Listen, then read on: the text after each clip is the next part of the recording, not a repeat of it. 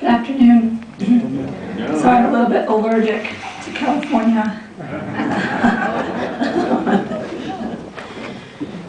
As the most junior member of this panel, I take it as my responsibility to honor and engage the work of Mark Ellis by speaking briefly about some implications for the future.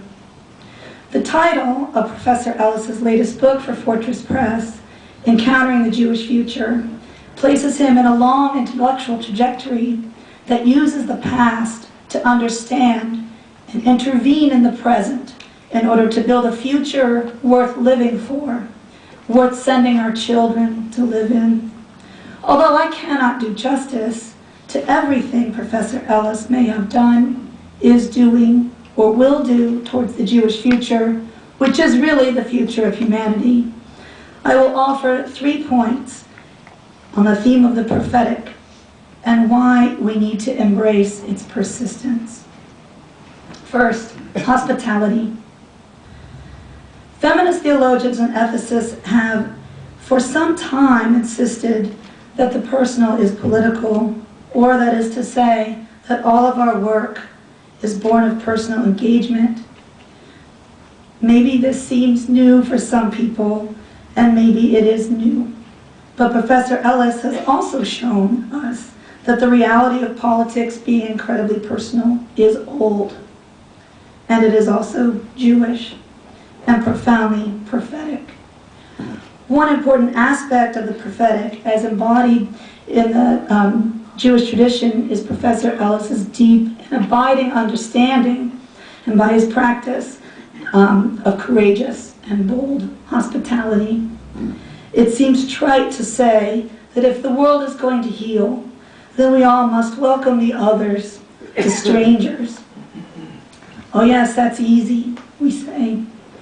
But we often do not consider how each of us has to give something up, whether material trappings or the privileges certain identities afford, if we truly are to heed the call to welcome the stranger. Often, we welcome strangers only after making them acceptable to us, in rather hollow and bankrupt liberal democratic articulations of social relationships. What would it mean, though, Professor Ellis asked this question, to truly be welcoming of the other on their terms, or on terms that we at least set together? Such is a humanizing process, and it is one that Professor Ellis takes seriously.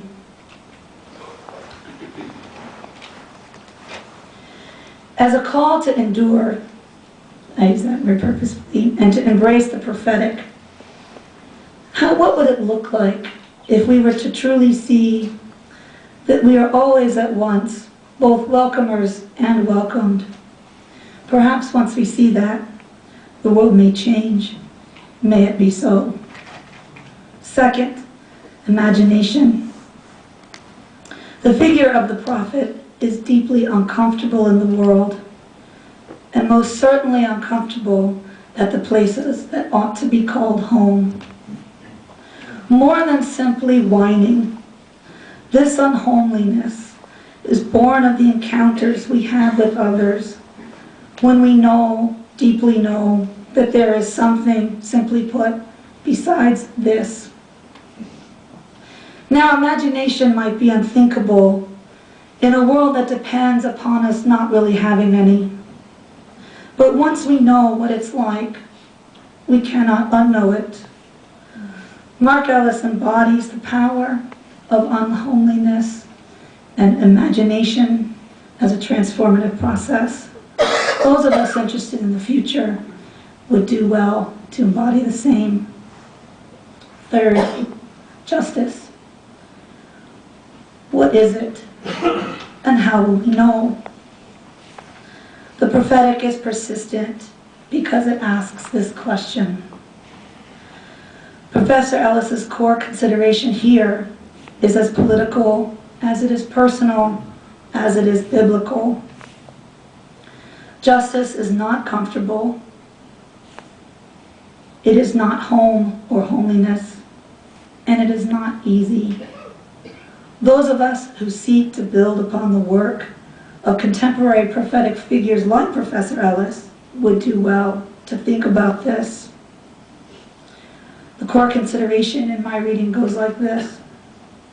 How can a people, any people now, who have strangeness in their social DNA, who are the eternal others, who have a long history of occupying the position of the oppressed, become the oppressors, and declare that process of becoming a form of justice-making?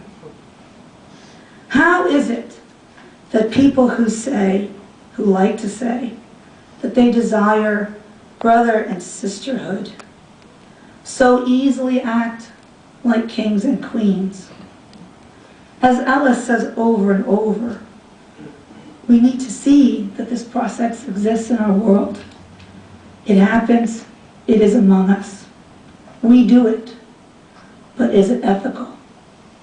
And how do we get out of it once and for all? For those of us interested in a Jewish future, as a future for all of humanity, we cannot afford to ignore such patterns and questions as these. Thank you.